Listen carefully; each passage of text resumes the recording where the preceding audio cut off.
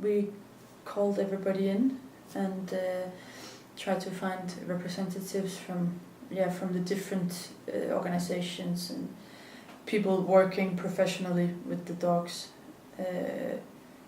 which are the people that are most in need of improvement of this place, the tracks. It's the tourist drivers and the fishermen, which are in some cases the same people, and then also the professional race drivers. So we have that 3 different kinds of people involved. And I think we have about 15 people in that group. I have a complete list of everybody. Okay. It is quite a crowd in a small room, and it shows that this is something that is really important to people, because when we try to reach some of the same people for other discussions, they don't show up.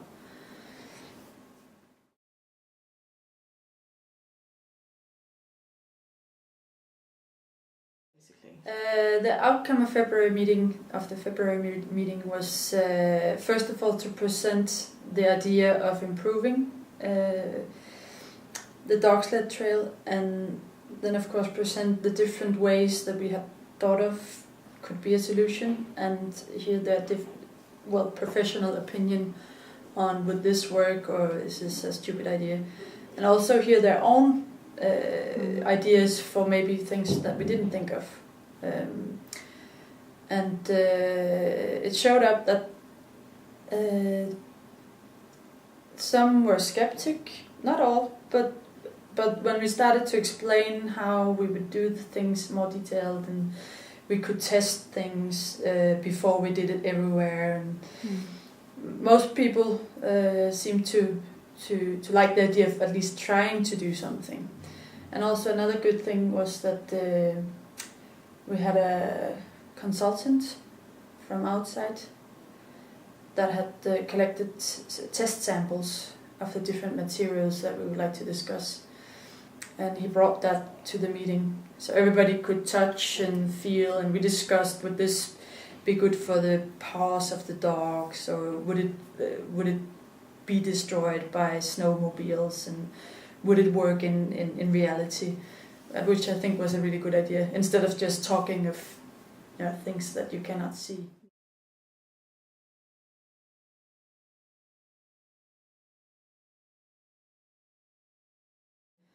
The decision was to test out 3 different things.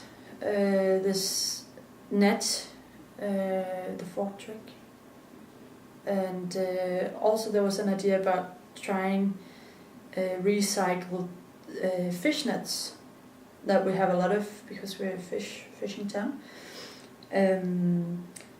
which some people thought might have the same effect on the snow.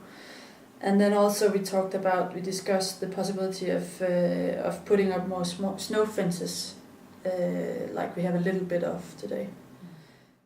What we're going to is to put out the different materials and test how they work, and we're going to do this this month right now. So, and then we could after that we can evaluate, is this good or is this bad, is there any problems in the anchoring, or practical things. And the people from the work group could decide whether they want to have more of this or if it's a bad solution. But first of all, I think one of the major effects of this has been that we started working together, and we started discussing this problem, because it's not the first time we have this discussion. It's a really good idea to gather all the people involved in these kinds of, on a daily basis, to gather the people working with the problem, or the people affected by the problem, and let them have a big part of the project.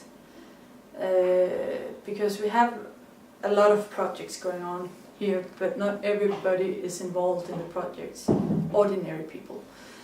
And I often think it's a problem that we don't talk to the people who really knows about the problems. So I would always start like that, try to, even if it might be complicated, to collect all the phone numbers and find out who are the right persons to contact. I think it's the best way to attack this.